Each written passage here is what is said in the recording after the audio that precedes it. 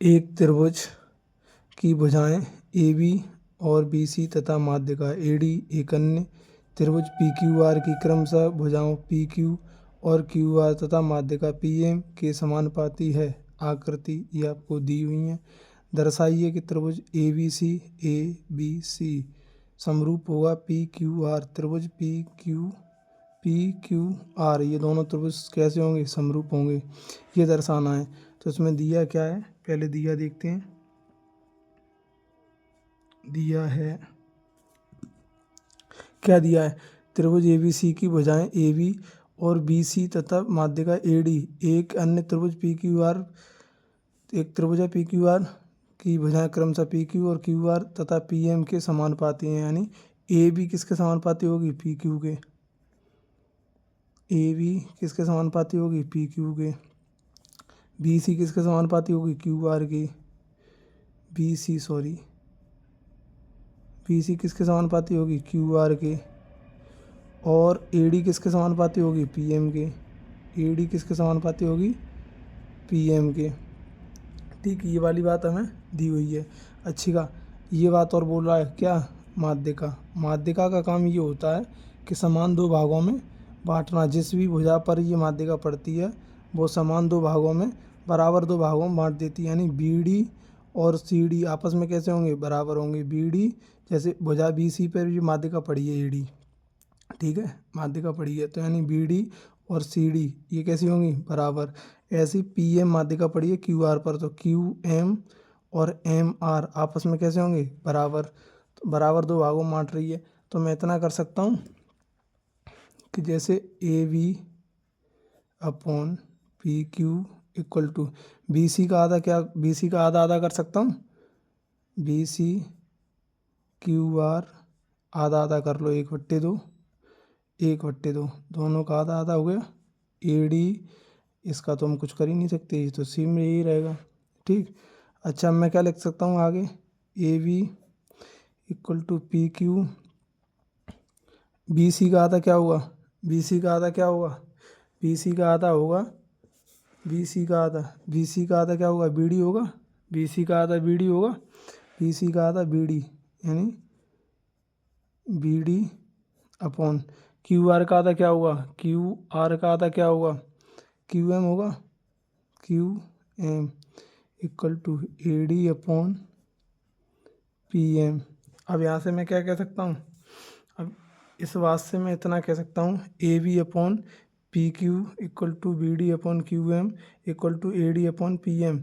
इस बात से मैं कह सकता हूँ कि ए बी डी यानी ये वाला त्रिभुज और पी क्यू एम ये वाला त्रिभुज कैसे हो गए? समरूप हो गए। क्यों हो गए? एस एस एस की कसौटी से। ठीक, त्रिभुज ए बी डी समरूप हो गया किसके? त्रिभुज पी क्यू एम। क्यों हो गए? एस एस एस समरूपता की कसौटी से। ठीक, इतनी हो गई। अब यहाँ से मैं क्या लिख सकता हूँ? एंगल बी, ये वाला एंगल किसके बराबर होगा? क्यू के। एंगल बी बराबर होगा एंगल क्यू के। ठीक, समीकरण नंबर 1 डाल लो इसे, समीकरण 1। ठीक, क्यों हुआ? देखो ये वाला एंगल किसके बराबर होगा? इस वाले के। ये वाला एंगल इस वाले एंगल के बराबर होगा। अब इतना करने के बाद फिर हम क्या देखेंगे? अब ये पूरे दोनों त्रिभुज देख लो, A B C P Q M R, sorry P Q R, ये दोनों त्रिभुज देख लो। त्रिभुज ए बी सी व त्रिभुज पी क्यू आर में। ठीक, देखो एंगल बी बराबर एंगल क्यू, ये वाली तो देखो इन दोनों त्रिभुजों में ये वाला एंगल मिलेगा, इस वाले त्रिभुज में ये वाला एंगल मिलेगा। ठीक, दोनों में मिल रहा है, तो यानी angle B equal to angle Q. समीकरण 1 से।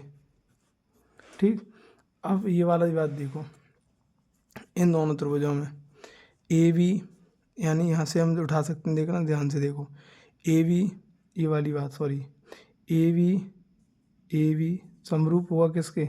सॉरी समानुपात होगा किसके, पी क्यू के, किसके होगा, पी क्यू के।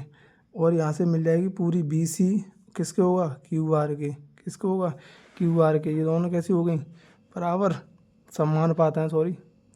ए वी अपॉन पी क्यू बराबर B C upon Q R. ये वाली बात कहाँ है, दिया है, ये वाली बात दी हुई है। देखो A V upon P Q, देखना दोनों, A V upon P Q, A V upon P Q, B C upon Q R, B C upon Q are.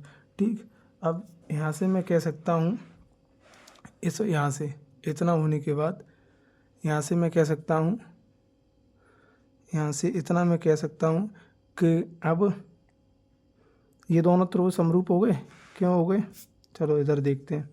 त्रिभुज त्रिभुज त्रिभुज ए बी सी, ये दोनों त्रिभुज ए बी सी समरूप हो गए किसके, त्रिभुज पी क्यू आर के, पी क्यू आर के। क्यों हो गए, एस देखो एक साइड ली थी, देखो दो साइड हो गई, एक तो ए बी और पी क्यू, ये साइड हो गई, किसके बराबर हो गई, बी सी और क्यू आर के, और एक एंगल बराबर हो गया। तो हम कह सकते हैं एस ए एस समरूपता, समरूपता की कसौटी से। ठीक, बस यही हमें प्रूफ करना था। देखो दर्शाइए कि ए बी सी समरूप होगा पी क्यू आर के, यही हमने प्रूफ कर दिया। धन्यवाद।